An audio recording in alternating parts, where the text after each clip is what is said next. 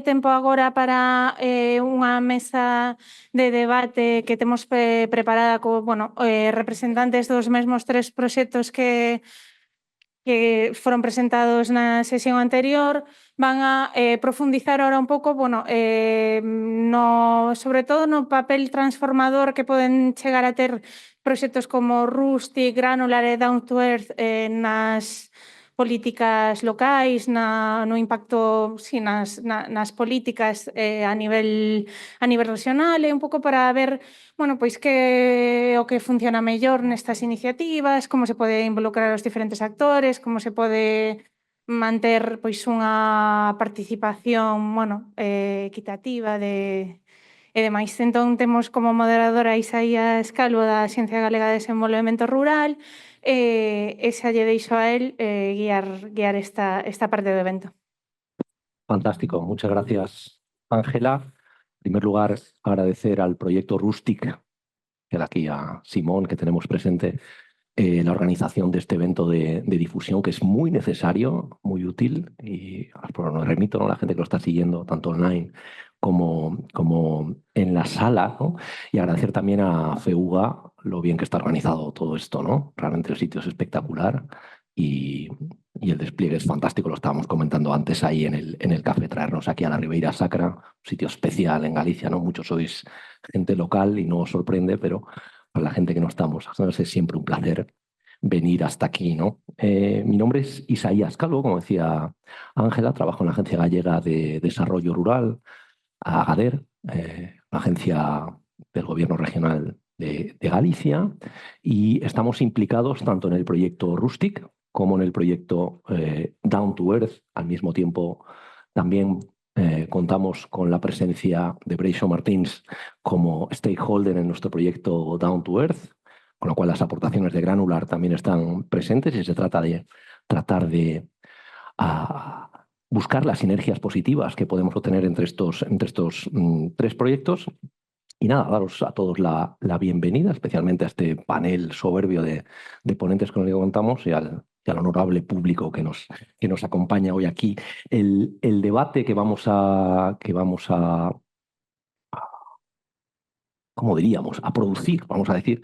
Aquí se titula De los Living Labs a la gobernanza multiactor, vías para la transformación e incidencia en las políticas, ¿no? Se trata un poco de saber si esta aproximación multifactor, si los Living Labs pueden colaborar de alguna manera a transformar la gobernanza en el medio rural, si es que la gobernanza rural en el medio rural existe y si es susceptible de transformación. Estas cuestiones también no me parecen menores, ¿no? Si hay un impacto real que podemos esperar de esta aproximación multiactor que con tanto acierto, yo creo, han señalado los ponentes que han intervenido antes, ¿no? Y para montar este debate contamos pues con 3 ponentes de lujo. Tengo aquí a mi derecha a Marian Ferreira, de la Universidad de Santiago de Compostela, Campus Lugo, implicada con el proyecto Rustic, y más a su derecha tengo a Breixo Martins, de la Universidad de Vigo, encargado del proyecto Granular, ¿no? Trabajando duramente ahí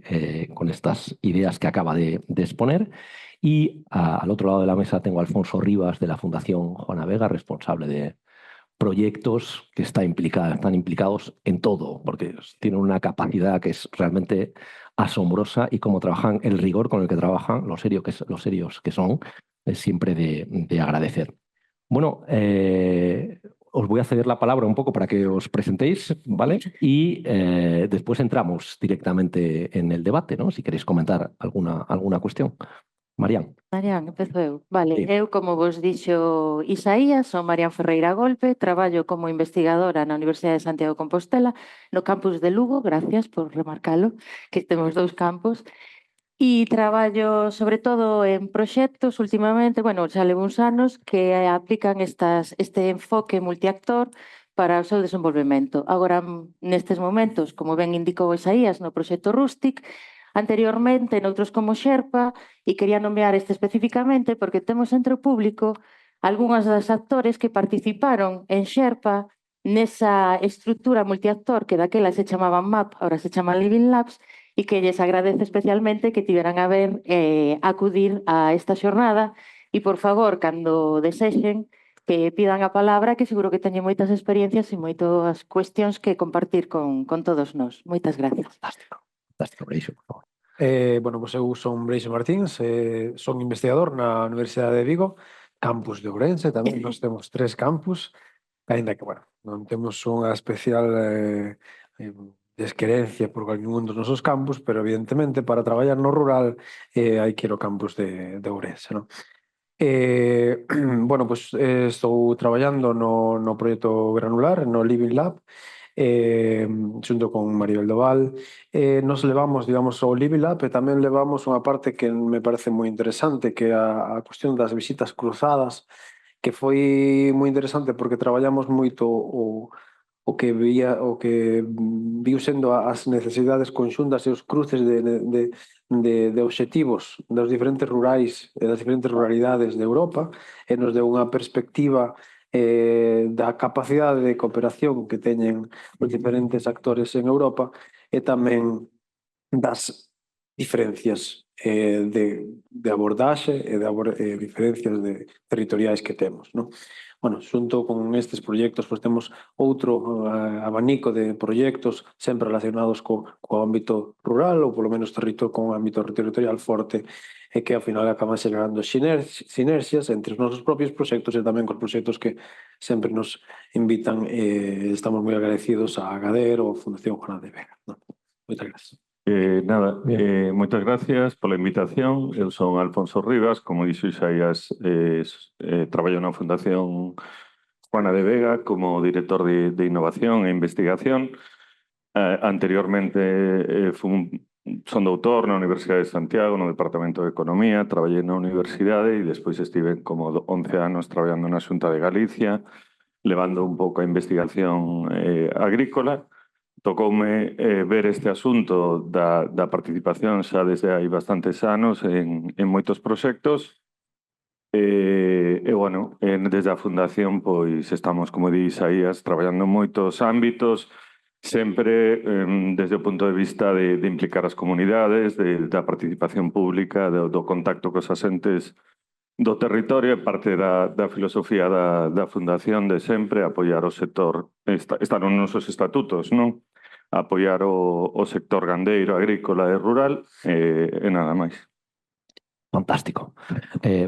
Bueno, pues, insisto, esto es un debate abierto, van a participar, por supuesto, los ponentes que tenemos aquí, pero en cualquier momento es posible interrumpir, todas las interrupciones son bienvenidas, ¿vale? Idealmente levantar la mano, supongo, ya me hace un gesto, hay que levantar la mano y esas cosas, hay un micrófono, porque estamos emitiendo a través de online, digamos. Y bueno, yo plantearía algunas cuestiones un poquito para iniciarnos con el debate, porque bueno, llama la atención esa, has hablado muy bien, ¿no? De las diversidades, de las diversas ruralidades de Europa, ¿no? Y con esa diversidad que tenemos, ¿no? Es difícil, en primer lugar, la misma composición de los Living Labs y la aproximación multiactor, ¿cómo la configuramos, ¿no? ¿Cómo somos capaces de crear una aproximación multiactor que sea capaz de englobar a todos los actores que nos hacen falta? ¿Vale? ¿Y cómo determinamos cuáles son los actores que nos hacen falta? Un poquito viendo ahí. Yo dejo ahí un poco en el aire y os invito a que intervengáis. Sin más, a partir de ahí, por supuesto, el público, su intervención es muy bienvenida. Sí, yo creo que los Living Labs y los proyectos multiactor al final se hacen desde Europa, ¿no? Con el objetivo de adaptar, digamos, las políticas públicas a los diferentes contextos territoriales, ¿no? Y esa es precisamente una de las bases de por qué, digamos, se ponen en marcha este tipo de proyectos, ¿no? Pero no es lo mismo, como tú decías, trabajar en diferentes contextos, ¿no? Todos nosotros tenemos la oportunidad de trabajar en diferentes lugares y vemos realmente que el componente institucional, las estructuras son muy diversas, ¿no? Entonces, yo creo que ahí está uno de los puntos importantes. Bueno, eu creo que un factor importante para garantir que eses Living Labs sexan diversos e sexan máis ou menos representativos das diferentes realidades que podemos atopar O primeiro sería facer esa identificación dos actores a convidar para participar nestas estructuras. É un dos factores máis importantes, non? A quen convidamos a asistir? Eso nos require que cando vayamos a crear este tipo de estructuras, dependendo do lugar e dos temas que vayamos a falar, teñamos que convidar a unhas persoas ou a outras. Eso require un coñecemento tanto do lugar onde vamos a actuar como do tema que vamos a tratar previo para poder identificar esos actores chaves que nos garantan que ese traballo se vai a facer con persoal que é representativo. Eso tamén podemos aproveitar grupos xa existentes previamente ou actores coñecidos non por nós, sino coñecidos no lugar ou na temática que vayamos a tratar, que tamén nos poden axudar a completar esa primeira identificación de actores, dicíndonos que hai estes outros ou estas persoas que podemos tal. E logo, se estamos falando de como facer representativo ese Living Lab ou outra estructura multiactor, é importante que nos fixemos nos grupos que nunca ou case nunca son escoitados, non? Que identifiquemos esos grupos minoritarios que a miúdo están ausentes. Saber por que están ausentes e buscar mecanismos para achegarnos a eles. Porque son as persoas que, por exemplo, ou os grupos que non vamos a atopar nunca nun evento destas características, que normalmente somos todos bastante homoxéneos. Entón, como podemos facer? Probablemente teñamos que usar mecanismos distintos para chegar a eses grupos que aos que xa, digamos, están habitualmente. Retomando iso que comentabas, é unha cousa que eu comentara tamén nunha reunión que de stakeholders que estivemos en Down to Earth.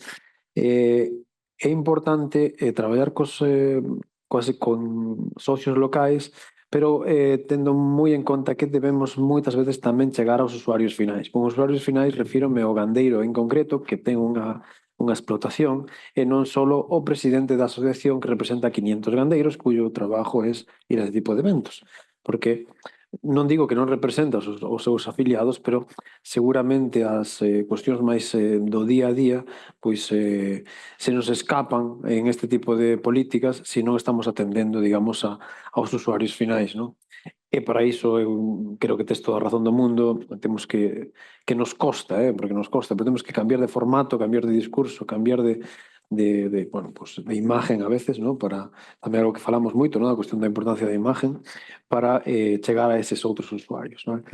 Pero agora retomando a idea inicial dos Living Lab como elementos, ¿no? Ou outros nombres que temos moitos nombres dependendo da convocatoria que queramos ganar, vale, pois creo que son moi importantes porque non só é útil para facer unhas novas políticas rurais, sino é útil para que actores que nunca van a estar ou sentirse representados no que é unha macroestructura europea sintan que a Unión Europea está traballando para eles ou que se sintan involucrados no proxecto europeo. Para a semana que ven, non, para a seguinte, por suerte e por desgracia me toca pasar a semana no sexto evento do Parlamento Rural Europeo que se vai celebrar en Escocia. Nos dixemos que nos non queríamos levar pois a grandes actores que son grandes, pero representantes de pequenos municipios. Vamos a ir con 2 alcaldes rurales e con un técnico municipal rural a Escocia, non? Representan os dous ao mellor a 1000 personas cunha media de idade de 66 anos. Sin a labor dese tipo de proxectos que creo que nunca se podrían ver representados no que é o proxecto europeo. E, bueno, eu creo que iso te genera identidade e é útil tamén para desarrollo de novas políticas. Sí, pero é verdade que unha intención de todos estes Living Labs, non? Facer participar os pequenos, pero como decides costa moito, non? Por que? Pois eu creo que eso é aí onde temos que incidir, non? Pero aquí en Galicia que pequenos son hasta os concellos, non? É dicir, para que un concello participe neste tipo de dinámicas, non? E teña persoal en concellos rurais, non? Que podan estar dispoñibles para facer un seguimento deste tipo de proxectos é difícil, non? Non teñen moitas veces ese persoal cualificado, son xente que está a moitas cousas e moitas veces están incluídos ou os incluímos neste tipo de estructuras e despois non están realmente, non? Entón, na formalidade temos un tema multiactor, pero na realidade temos un tema que é bastante menos multiactor, porque ao final ou participan as grandes estructuras ou participamos organizacións ou organismos que temos a xente dedicada un pouco para participar neste tipo de temas, non? E eu creo que aí é onde tanto a Unión Europea como a nós a nivel regional ou a nivel estatal deberían establecerse, non sei se pagos compensatorios ou formas, non? De que este tipo de estruturas máis pequenas podan estar, non? Porque eu creo que sí que hai moita ansia de participar, sobre todo cando é útil, non? Ou cando a xente o considera útil. Nós temos moita experiencia en proxectos de participación pública, facemos moita participación pública, un pouco no sentido que decía Marian, ¿no? De mapear todos os actores, de traballar con eles, etcétera.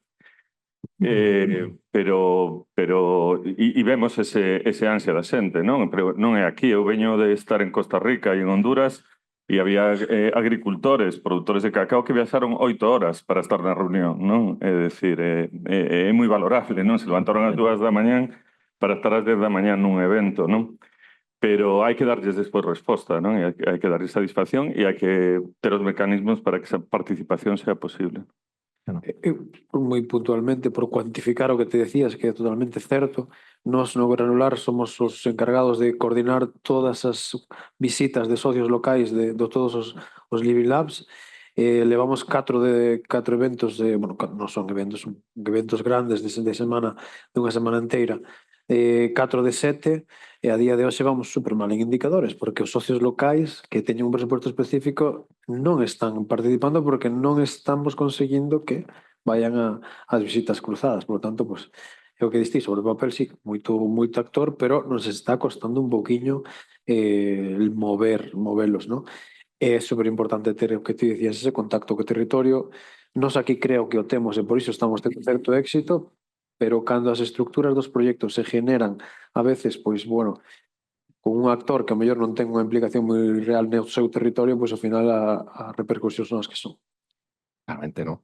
Es interesante porque es lo que comentaba un poquito Miriam, ¿no? De la voz un poco, esas voces minoritarias, ¿no? Y un poco ausentes, que al mismo tiempo pues pueden situarse en una posición muy débil en términos de esa aproximación multiactor, porque es verdad que hay relaciones de poder, ¿no? En esas comunidades con las que tratamos de trabajar, y hay que tenerlo en cuenta, no es algo que está sobre el terreno. Por otro lado, es muy interesante lo que dice también Alfonso, de que hay voluntad de participación. Yo puedo traer aquí a colación el tema de las aldeas modelo en las que estamos trabajando, tanto en Down to Earth como en Rustic, que requiere la participación de un 70% de los propietarios. Y la gente entra, quiere tener su aldea modelo, ¿no? Es decir, y hay una implicación y no solo una cooperación, hay una participación activa. Cedes tu tierra, tan duro como esto, ¿no? Que bien comentaba Tania, con el apego que hay aquí al tema de la tierra, pues no es tan sencillo, ¿no? Sin embargo, sí que hay implicación de la gente, ¿no? Hay ganas de hacerlo, pero sí que es verdad que podemos dejar fuera esas voces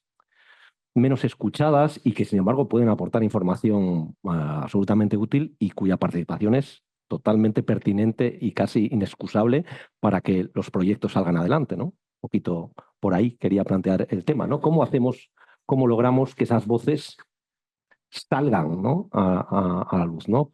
Teniendo en cuenta la situación sobre el terreno, las relaciones de poder, económicas, sociales, de todo tipo que tenemos, ¿no? Que no son para nada ajenas. ¿Cómo se puede conseguir eso, no? É unha boa pregunta e uns dos retos que temos cando traballamos con estas estructuras.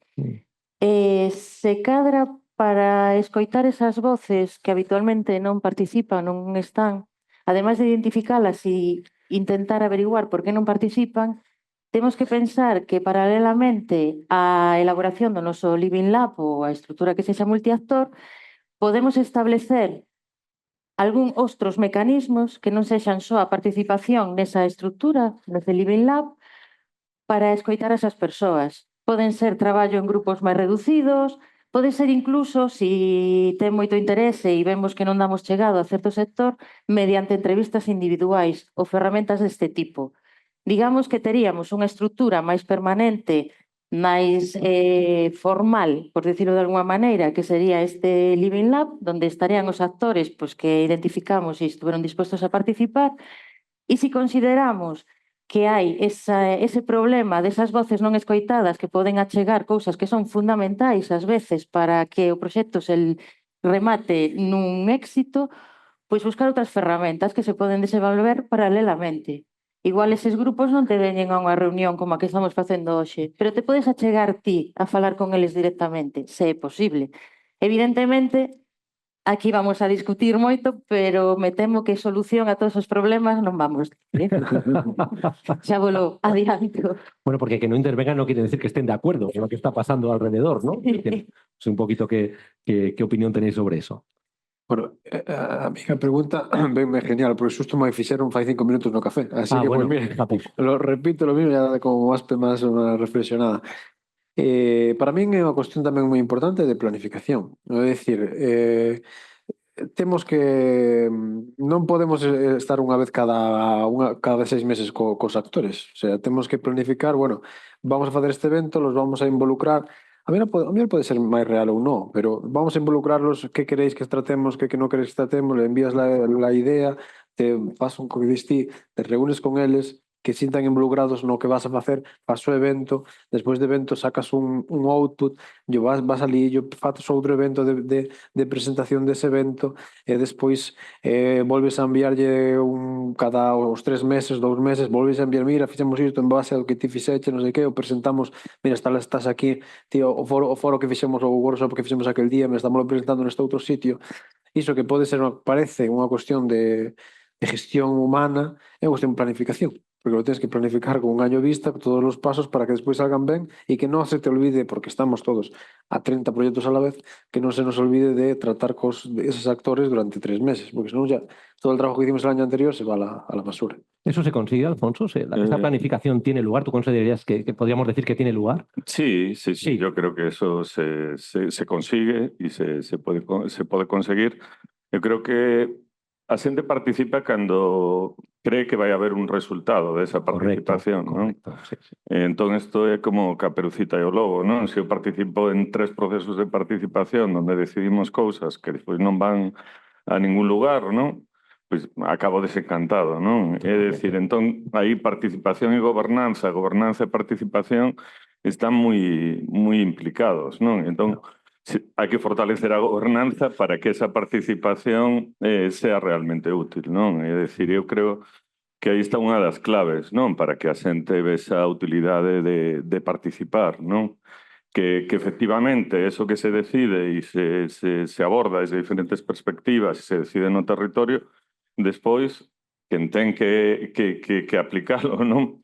Pois efectivamente o faga, non? Ou polo menos e teña despois tamén ese feedback coa xente que estaba nesa participación, non? De darlles contas, non? De como vai ese proceso, digamos, de desenvolvemento de todo eso que se fixo, non? Entón, bueno, nós sí que vimos moi claro nestes últimos anos, nestes procesos de participación, vimos claro isto, que non é algo obvio, non? Pero que é así. E despois que as solucións son eso, son de gobernanza, son colectivas, non son individuais, non?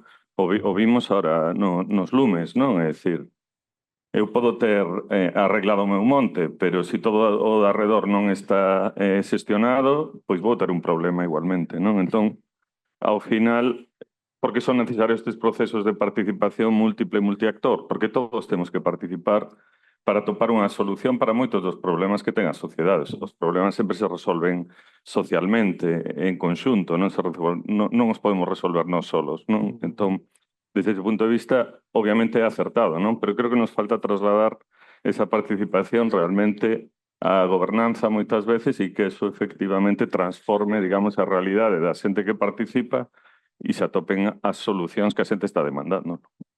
Claro, yo por adoptar un punto de vista un poco así reaccionario, ¿no? Voy a plantarme delante de lo que dice Alfonso. Voy a decir, bueno, pero si implicamos a la gente y tenemos un montón de actores sobre el terreno para decidir qué hacemos, es imposible a veces llegar a ningún tipo de acuerdo que permita funcionar y esto conduce a la parálisis. No es fácil poner a la gente de acuerdo. La experiencia de las cooperativas muchas veces da buena cuenta de eso, ¿no? Con un interés común, con un sistema de participación teóricamente democrático, si quieres, un hombre, un voto, ¿no?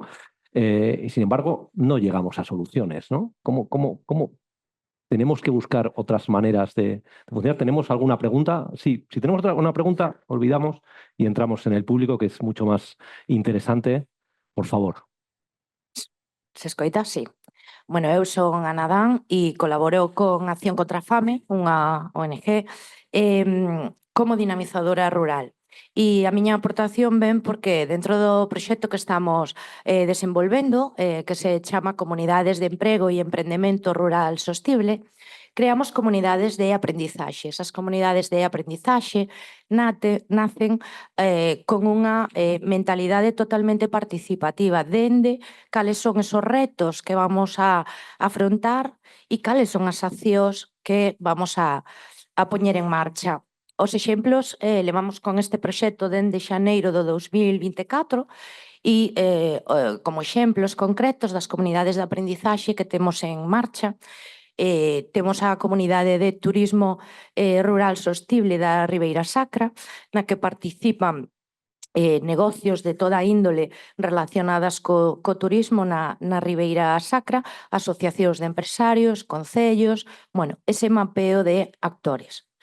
Temos outra comunidade de aprendizaxe na Estrada en torno ao emprendemento, que lle chamamos Clube de Emprendemento Deza de Beirós. Vos vou a poñer o exemplo de dúas pinceladas para que vexades un pouco por onde vexo eu os tiros. Breixo falaba de planificación. Eu non son capaz de planificar a un ano porque non son eu quen lle digo a xente o que vai pasar. Son eles os que me dicen que queren que pase. Entonces, máis que planificación, para min a palabra clave é seguimento. Non podo deixar de facer seguimento, non podo deixar de estar encima, non podo deixar de comunicarme constantemente. E en canto que dice Alfonso, súper importante entregar resultados. En maior ou menor medida, buscan cousas que lles den motivos para volver á seguinte reunión. Non estamos para perder o tempo, nin para cubrir proxectos de ninguén, por moi bien e moi bonito que sea o nombre del proxecto. Entonces, no noso caso, a comunidade de aprendizaxe de turismo nos pediu crear axuda para crear unha marca potente, consistente e axudarlles a crear paquetes completos que collan distintas propostas. Bueno, para que? Para ter unha oferta turística pois moitísimo máis solvente. Que nos pediu o Clube de Emprendemento de A Estrada? Nos pide formación específica, nos pide acompañamento, nos pide ideas para vender máis, nos pide rede de contactos, nos pide visibilidade, creando, o seguinte paso vai ser crear unha feira de emprendemento na Estrada. Como exemplo, e por si sirve de aportación, a nosa experiencia. E gracias por este evento que é super enriquecedor. Por certo, lanzo outra cuestión. Incluíde nos vosos proxectos a figura de dinamizadora rural porque somos clave para mobilizar a xente e sabemos escoitalos. Pues muchísimas gracias, Ana. Gracias. Con proyectos esperemos que todos vayan como tienen que ir, hacia adelante y con fuerza. Entonces, no sé si queréis comentar un poquito. Sí, comentando, retomando o que dice ela, de que a xente non está para perder o tempo, que é unha expresión que se repite moi a miúdo. Estou perfectamente claro, de acordo tanto con Alfonso como con Ana, de que tú tes que presentar resultados, o sea, tú fas un traballo e ese resultado, e ese traballo ten que dar un resultado, ten que servir para algo. Pero eu iría tamén un pouco máis atrás. Non só ten que ter un resultado, que é certo, sino que antes de iniciar temos que ter claro que propósito. Para que facemos iso? Porque moitas veces parece obvio isto, pero moitas veces empezamos, vamos a crear isto, vamos a facer isto, e a xente que chamamos para participar non ten moi claro para qué.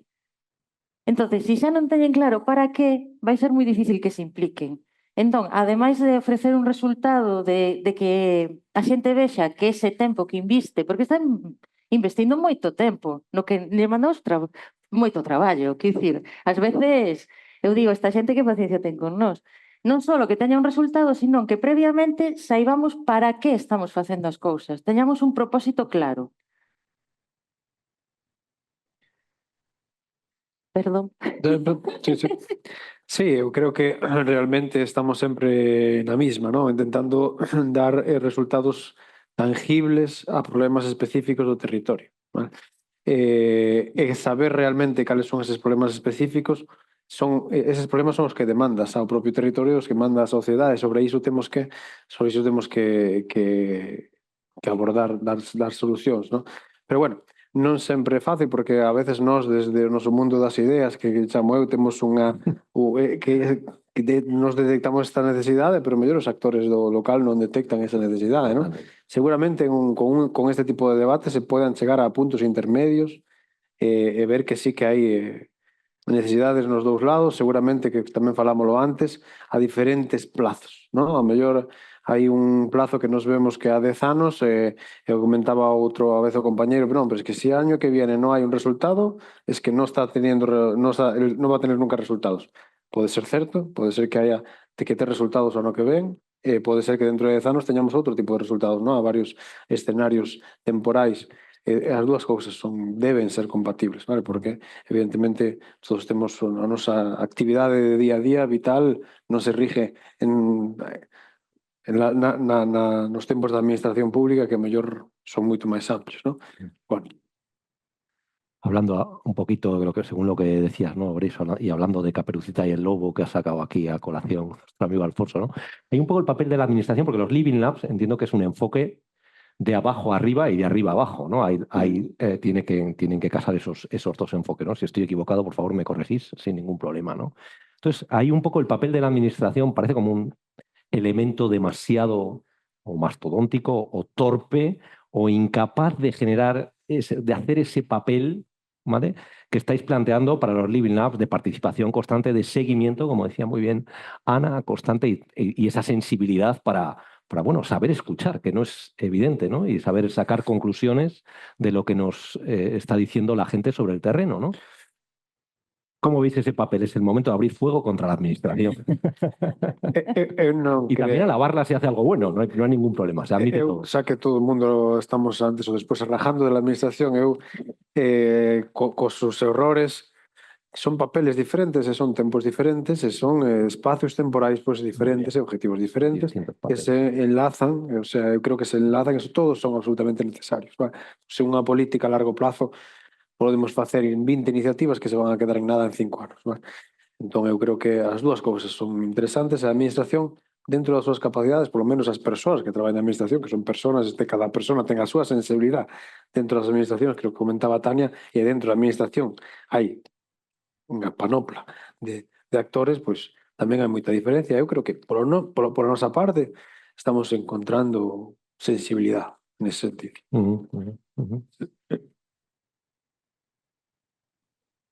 Non sei se teño que aportar nada. Vale, pois na mesma línea, eu son Esther de Feuga, levo bastante tempo traballando en proxectos, sobre todo europeos, pois quería comentar que precisamente os cambios políticos e os cambios da gobernanza son moi difícil de amosar un resultado no curto plazo. Entón, cal é o momento ou como consegues chegar ás persoas, involucralas, cando tú illes estás propoñendo un resultado a 10 anos, ao mellor, si con sorte, ese resultado, o sea, ese cambio político, cando chegue, probablemente está obsoleto, digamos, que moitas veces o proceso de cambios nas legislacións, que é o que está buscando pois o pequeno actor local, non é capaz de dar unha resposta no curto plazo que cando necesita. Sí. É así, non? É dicir, é obvio que é difícil. Eu creo que nos proxectos e en calquer proceso de participación hai que incluir pequenos incentivos para que eso se pode ir dando. E moitas veces non poden depender da administración, porque a administración é demasiado lenta, non? En moverse nos seus cambios, pero desde a sociedade tamén se poden facer cousas, non? Que sean boas para as comunidades sin necesidade de que a administración este implicada e ir camiñando ou levando a administración cara a ese objetivo común da sociedade, non? Que a veces a administración tarda en reaccionar. Un dos objetivos dos Living Labs é que testar, non, as políticas públicas con casos, non, de uso, con datos, non? Porque moitas veces as políticas non están baseadas en datos, é dicir, están aí porque a alguén se lle ocurriu ou digamos, porque se lanzou unha política, pero non hai ninguén na administración analizando os resultados desa política, nin facendo un seguimento real de cales son os resultados, non? E simplemente por inercia, pois se vai continuando con esa política ano tras ano, ou con un presuposto, eu vivino desde dentro da administración, donde é imposible facer un presuposto base cero cada ano, é decir, este ano vamos a dedicar os recursos a esto e non a esto. Non, non, yo tengo 15 millones en esta línea y sigo teniendo 15 millones. ¿Por qué? No sé, porque es así, ¿no? Entonces, digamos, todo es un problema. Todo eso son melloras que eu creo que hai que ir implementando, ¿no? Pero é complicado, sí. Non, isto non é unha crítica total á administración. Obviamente na administración, pois, o que vibreis o suscribo plenamente, non? Son persoas, son diferentes institucións, hai moi boa vontade moitas veces, pero a estructura en sí a veces é moi complexa, non? Claro, es un poco se trata de ver cómo traducimos ese resultado de los Living Labs en políticas concretas que seamos capaces de implementar. Y es verdad que hay esas veces esas rigideces, a eso me refería un poco, ese carácter mastodóntico, ¿no?, de la administración grande, que es lenta, que tarda, que es eficaz, porque tiene unas restricciones vinculadas a las garantías de ciertos derechos, tiempos y demás, que hacen que, bueno, pues hay que respetar unos plazos y no te puedes mover de ahí. Pero bueno, se trata de buscar un poco esa conexión, ¿no? ¿Cómo traducimos los resultados concretos de los Living Labs que hemos llevado a cabo en estos proyectos a políticas? Es decir, ya tenemos los resultados del Living Lab. ¿Esto en qué políticas concretas se traducen? ¿Cómo hacemos ese salto? Porque no es nada sencillo. Non é nada sinxelo. No. Ademais, hai que pensar que moitas veces o traballo que facemos dentro dos Living Labs é sobre temáticas moi específicas ou sobre cuestións moi específicas que logo hai que traducir a unha legislación que é moito máis xeral. Totalmente. Entón, non só é que as persoas que estén participando vexan que teñen resultados e que se lles escoita, é que probablemente a política que se traduza dese traballo non sexa literal do que se falou, porque evidentemente as políticas son para realidades moito máis xerais. Isto se ve, según subimos a niveles de gobernanza, pois máis nos vai acontecer. Entón, hai que atopar un equilibrio, no?, entre o que as conclusións do Living Lab e como se traduce iso a políticas. Que ademais dos prazos, que como ben dis tú, pode ser a longo prazo e a xente pode ver que non se lles escoita, que o queren para xa e non pode ser, tamén non falamos o mesmo idioma. A xente que participa ou a sociedade en xeral que participa non fala o mesmo idioma que a administración. E hai que facer esa traducción, porque moitas veces para entendernos non é tanto que non esteamos de acordo, sino que ás veces non usamos a mesma linguaxe. Entón é un proceso realmente complexo, porque ten moitos puntos que hai que ter en conta. Me gustaría, tamén comentaba ahora a compañera eu decía planificación e le decía seguimento, son as dúas cuestións as dúas palabras son importantes, porque para nós é planificación, porque nós temos que planificar ese proceso de seguimento. Pero entón, claro, aquí ya estamos vendo diferencias de lenguaje, non? Bueno, pues formas de ver ou de implementar as cousas diferentes. Eu, por dar un caso concreto, o sea, por decir, vale, estas dúas fases, estas dúas visións se poden implementar así, no proxecto que vamos a empezar basada nos outputs deste proxecto, vamos a empezar en decembro, temos un proxecto basado cos dos datos de teleasistencia, temos dúas fases diferentes, unha moi concreta, moi real, que tiene que estar implementada en 30 meses, hai 50.000 euros para comprar novos equipos de teleasistencia que ademais van a apoiar en casos de riesgo de incendios, en casos de riscos ambientais, vale? En 30 meses vamos a comprar esos equipos, vamos a ayudar a los usuarios, hay que formar a los profesionales, los usuarios, las familias y estar implementados en el territorio y obtener datos en 30 meses. As persoas maiores que están recibindo ese servicio o teñen, e as familiares o teñen presente en 30 meses. É absolutamente tangible, non pode ser máis tangible. A administración, neste caso, claro, sobre iso, os outputs que saquemos en 30 meses, aí hai que cambiar a política, hai que cambiar a estrategia e a coordinación entre as diferentes administracións que están gestionando non só os elementos, os aparatos de teleasistencia ou programas de teleasistencia, sino a outras administracións que non necesariamente colaboran no día a día, que tamén que están levando cuestións máis de tipo ambiental. Vale, isto nos vai levar 10 años. No 10 años, esperemos que non, pero nos vai levar 5. Para, no mellor caso, ver unha nova legislación en 5 anos. Son dous momentos diferentes, dúas fases diferentes, pero con tangibilidade nos dous casos. Claro, la complejidad de la traducción es realmente extraordinaria, ¿no? Es que si no somos capaces de traducir esos Living Lab a políticas concretas, entonces parece que quedan un poco inútiles, parecen, ¿no? Es decir, ¿para qué hacemos todo este esfuerzo si después eso no tiene ninguna repercusión, ¿no? Digamos, en términos políticos. A lo mejor estamos haciendo algo mal, pero si lo estamos haciendo bien y los Living Lab tienen potencial para cambiar políticas, ¿vale? Sería entonces recomendable utilizarlo como instrumento de cambio de políticas. Eso es factible, lo veis, por ejemplo, para una política tan compleja como la PAC, por ejemplo, sin ir más lejos. ¿Cómo metemos a los Living Lab en la gestión de la PAC? Es que no sé si es necesario tampoco... Hay que acotar un poco el ámbito, ¿no? No sé si es necesario Alfonso, cambiar tanto as políticas, non? É dicir, quizás é un dos problemas, non? Que estamos cambiando as políticas todos os días, non? É dicir, que non temos unha planificación a largo plazo, non? É dicir, estamos vendo que os modelos máis exitosos no mundo son países que planifican a moi longo plazo, por lo menos a nivel económico, non?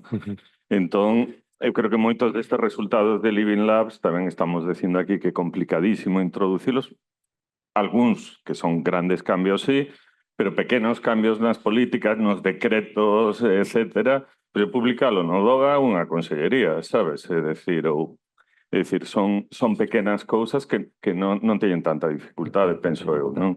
É dicir, igual a política a largo plazo, incluso a PAC, debería ser bastante máis estable do que é, non? Para non marear a xente, non? Porque a xente, ao final, o que se siente mareada, non? É dicir, cantas veces un agricultor ou un gandeiro te di, antes me pagaban por forestar, ahora me pagan por deforestar, ahora non sei que tal. Bueno, é continuo, non? É dicir, as queixas son recurrentes, non? Por parte do sector, digamos, en tanto cambien e en tanto exceso de legislación que existe aquí e que despois non se cumple, non? É dicir, en moitísimos casos, non? Entón, igual, o que hai que simplificar as políticas, planificar máis a longo plazo e logo ter instrumentos, non? Que permitan reflexar estes cambios dun modo moito máis áxil, non? E eu penso que tamén, aparte de que os Living Labs teñan como función informar sobre novas políticas ou avaliar vellas, nos estamos esquecendo que os Living Labs poden ter outras funcións. E xa que falamos tamén de gobernanza, non só de políticas, parece que, bueno, agora mesmo nos estamos esquecendo un pouco do papel da mellora da gobernanza, inda que sexa a nivel local, que poden ter este tipo de estructuras. Nos, en Rustic ainda non, porque ainda non fixemos a avaliación dos Living Labs, pero noutros proxectos sí temos feito a avaliación do éxito ou non deste tipo de ferramentas, e unha das cousas que máis valora as persoas que participan neste tipo de estruturas é a rede que crean unha nova rede de contactos ou fortalecen as que xa tiñan previamente. Están moi contentos de falar con persoas con outras perspectivas que igual de outra maneira non poderían ter escoitado nunca. Iso obriga a pensar, a abrir o seu xeito de entender a realidade rural, porque, como xa falamos antes, é moi diverso e cada un tamén temos a nosa visión particular. E todo ese traballo en conxunto e esa posta en común de distintas ideas e perspectivas tamén lles axuda. Lles axuda hasta o punto que en algunhas ocasións, cando estas estruturas xa salen fantásticas e fantal, conseguimos, como efecto colateral, vamos a dicir, que haxa iniciativas que se desenvolven nese lugar a partir dese contacto que se produce neste tipo de estruturas. Entón, aparte de informar políticas ou de axudar na colaboración, eu penso que iso tamén é un valor que deberíamos tamén subliñar. Esa mellora na gobernanza local, sempre falamos de que as áreas rurais, por problemas de poboamento, etcétera, teñen un problema de gobernanza, bueno, pois pode ser unha ferramenta máis para axudar a mellorar esa gobernanza. Eu quero suscribir as dúas cousas, vale? Así me acribillen los cortoplacistas que están por aí. Como cambiamos o principal problema ambiental que temos nos montes en Galicia? Cambiando o sistema productivo. Cambiar o sistema productivo requiere 20 años. As especies tardan o que tardan en crecer, as industrias e os modelos de negocio tardan o que tardan, bueno, pues xa está, son 20 años. No. Y necesitamos una política hoy que dentro de 20 años no es que teña que ser igual, pero que teña a mesma lógica. Vale, pues entón, pues, é necesario. Esa visión a largo plazo. E tampouco é o que comentábamos, o sea, nos a nivel, en general, un anglosajón aquí collería non sei, volveríase tolo si virara a cantidade de políticas que temos. A mellor o Concello de San Xoán de Río ten máis leyes que toda a área de Londres, non o sei, pero podría ser. Entón, moi bueno. E despois o que suscribir o que distí. Se os Living Labs teñen esa utilidade, o sea, que creo que poden aportar para crear novas políticas, pero a miña percepción é que a capacidade de crear redes e a capacidade de aprender de outros, non só a nivel local, porque a nosa visión, o noso traballo no granular é a coordinación dos actores locais de todos os Living Labs europeos. Para min ten moitísimo valor que o alcalde de Volterra se sente co de San Xoán de Río ou como falen sobre o caso de Sanxenxo, por exemplo, vale? Que dicen, no, é que mira, que nos aquí estamos, Volterra e Valde Xéxina, temos esta estrategia e queremos tirar por aquí. E outro lle dice, oye, mira, a miña experiencia nesta outra área desde o local é moi diferente, iso creo que non te vai a funcionar. Eu creo que eso ten valor e non habría outra maneira, eu creo moi difícil que eses alcaldes de pueblos bastante pequeniños puderan compartir experiencias, non? E genera identidade, eu creo que iso tamén é importante. Sí, o tema é que o dixen antes, non? Para min a participación e a creación das redes e a gobernanza a nivel local, como estábamos falando, é a clave, non? É dicir, e si a veces é difícil, nos recentemente presentamos unha iniciativa que é un proxecto que se chama Green Seed, está pendente de si se financia ou non, que para articular os actores a nivel local para fomentar o emprendemento en bioeconomía. É dicir, estamos traballando 5 organizacións neste territorio e entre nós, ou 5 entidades públicas, privadas, e non estamos coordinados, dificilmente vaise coordinar a xente ou vamos a chegar a algo no proceso de participación e logo a xente vai ir tocando as diferentes portas e todo é diferente o que lle contamos, non? É dicir, se non hai esas dúas cousas, non? E que problema hai para reforzar a gobernanza a nivel local? Que somos moi pequenos, en xeral. As empresas son pequenas, as explotacións son pequenas, as administracións teñen pouca xente, as entidades que están no territorio teñen pouca xente, co cual non é un problema que traballemos pouco, creo que traballamos moito aquí, non? Moitísimo, non? É dicir, facemos moito, pero con estruturas bastante deficientes, non? Entón, eso, ao final, pois xera problemas, non? Eu hai anos sempre conto isto, estaba nun evento en Dublín con Fraunhofer, e pregunto a un tío que estaba ao lado, que era de Fraunhofer, e digo, cantos sodes na tua institución? E eu, pois somos 200, e el me dice, pois non somos 30.000, non? En temas de investigación, bueno, pois este o que hai, non? Está claro que hay diferencias. Le voy a ceder la palabra después de que nos quede claro que el tamaño importa. Le voy a ceder la palabra a Beatriz, ¿no? Bea, Sí. la pregunta. Sí, sobre el papel que pueden jugar los Living Labs para administración pública. Yo quería ahí enfatizar el papel que puede jugar precisamente en la planificación estratégica a largo plazo, que es algo que no hacemos, que es decir, las prácticas se hacen a 4 años y cada vez vamos más. Nosotros, por ejemplo, tenemos la experiencia de Sherpa, que tuvimos un Living Lab y que aquí hay alguna gente que participó en él, que lo que se hizo en el Living Lab, digamos que fue un ejercicio de visionado, por ejemplo, o sea, ¿dónde queremos estar a 15 años vista? Entonces, vale, pues decidimos entre todos dónde queremos estar y en base a eso, desde el punto de partida, pues decidimos cuáles son los pasos intermedios a. Entonces, eso te da, desde el punto de vista político, a planificar algo que no se quede obsoleto en el momento ya que empieces a. Entonces, en ese sentido pueden ser muy útiles. También después, claro, hay que estar dispuesto a asumir los resultados del IBILAB. Quiero decir, lo que ahí salga, pues si formas parte de, tienes que poder asumir los resultados. Por ejemplo, en el caso de Sherpa, se hizo en el momento fue uno de los proyectos que alimentó, por ejemplo, todas las recomendaciones en las ideas que sirvieron para elaborar el Pacto Rural, que ahora debería percolar en diferentes políticas. Pero claro, es una planificación a largo plazo vale, pues con este horizonte temporal queremos llegar ahí, vamos a diseñar los pasos para llegar ahí. Y desde aquí, desde Galicia, desde un grupo de 20 personas, pues hicieron recomendaciones directas y además fue el caso de que nosotros facilitamos ese Living Lab y las recomendaciones políticas vinieron de ellos. No fuimos nosotros que hicimos un proceso de digestión de los resultados y en base a eso se elaboraron recomendaciones. No, ellos hicieron sus recomendaciones políticas y nosotros completamos con alguna otra cosa que vimos, que se habló y tal, y que ellos pues no sacaron. Y eso pues llegó y en algún momento se empezará a ver resultados también más concretos, pero por el momento ya están en el Pacto Rural. Y otra cosa que creo que comentó Breixo, y yo creo que ahí también podrían jugar un papel muy importante, y es en el tema de evaluación de políticas. No hacemos evaluación de políticas, no hacemos. Es decir, miramos de hacer recomendaciones sobre mejor políticas que ya están y tal, pero nunca hacemos una valoración crítica de las políticas. Y yo creo que para ahí hay un Living Lab sería algo maravilloso y hacerlo un poco más sistemático como se hace en otros países, porque aquí no se hace. Entonces, si no haces valoración de políticas, no sabes qué puedes mejorar o qué necesitas. Entonces yo creo que ahí sí que puede ser también un papel que pueden jugar los Living Labs, y no solo como profesionales, sino porque la ciudadanía en sí es la que está, pues eso, valorando y afectada todos los días, por decirlo, impactada todos los días por las políticas que hacemos. Entonces, pues, qué mejor que ellos que digan en donde que den su opinión. Bueno, vou aproveitar eu tamén para darlle un pouco a voz á xente que está comentando online a través do chat. Entón, bueno, temos aquí posicións concordes ao que se está dicindo, non? Que son procesos que non buscan resultados inmediatos, senón aprender facendo, crear confianza, deixar que as ideas tomen corpo ao seu tempo.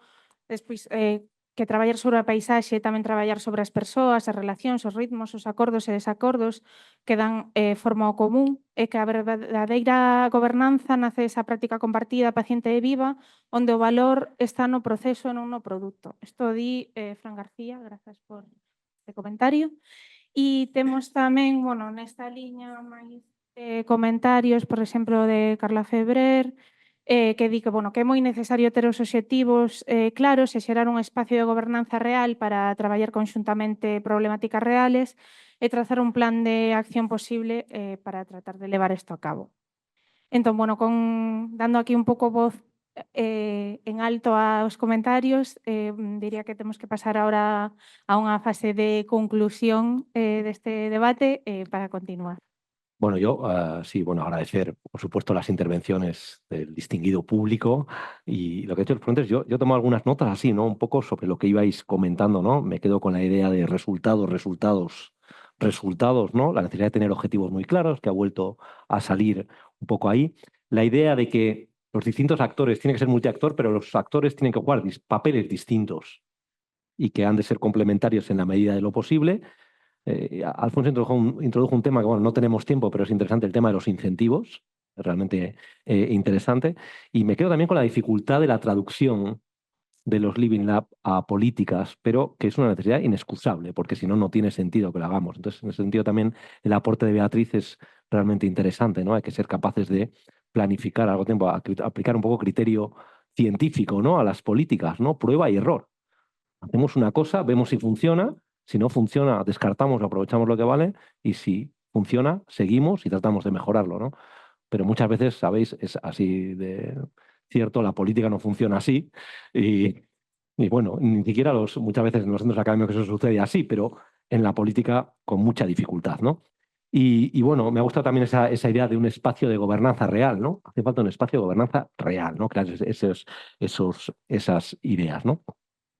Y bueno, os daría turno a cada uno de vosotros para cierre, o lo que tengáis oportuno decir. Les damos generosamente un minuto, ni un minuto más, y bueno, simplemente para cerrar, ¿vale? Bueno, eu simplemente, moi brevemente, que eu penso que o enfoque multiactor é un enfoque moi útil, que debemos seguir afondando nel, e xa para rematar, permitídeme que unha das maneiras de mellorar estes enfoques e de ter unhos resultados que nos satisfagan máis a todos é a aprendizaxe, acostumarnos a compartir entre todos os que traballamos nestes temas dunha maneira ou doutra que aprendemos cada vez que elaboramos unha destas estruturas. Fantástico. Bueno, pois eu quero agradecer ao público por as opinións, porque generan un debate que é o que falamos multiactor, e isto é realmente multiactor, porque se estamos falando nos tres solos non é multiactor. Entón, pois, creo que ese é o valor real dos Living Labs, que podamos ir a falar con eles, explicarlles ou evaluar xuntos o que decías ti, que nos o fixemos literalmente non se Living Lab evaluar esta política con estes datos, porque é interesante, porque temos uns académicos que evalúan uns datos dunhas políticas, os presentan a un grupo generalista de persoas involucradas e sobre iso sacamos unhas conclusións estadísticas, ademais científicamente elaboradas. Iso despois se presenta e se sacan novos resultados. Non? Eu creo que ese é o valor real dos Living Labs e sí, porque sí poden cambiar o territorio e o futuro europeo. Nada, pois eu, nada, eso o que decía Isaías, de que eu creo que a avaliación de políticas públicas sí que é moi importante. Muy importante. Creo que para eso poden ser moi útiles tamén. E bueno, decir que en Down to Earth estamos aí con Agadir e con outros, e con Antega, pois facendo unha especie de proxecto, non? Para unha especie de modelo digital donde poder, que algúns datos, polo menos, de todo isto que se consigue nestes proxectos e nestes procesos de participación poda estar disponible, digamos, para esa avaliación de políticas públicas de algún modo, non? Están traballando no desenvolvemento desto e nos meses pois veremos si damos conseguido o reto. Pues muy bien. Muchísimas gracias a todos. Por favor, pido un aplauso para este panel soberbio.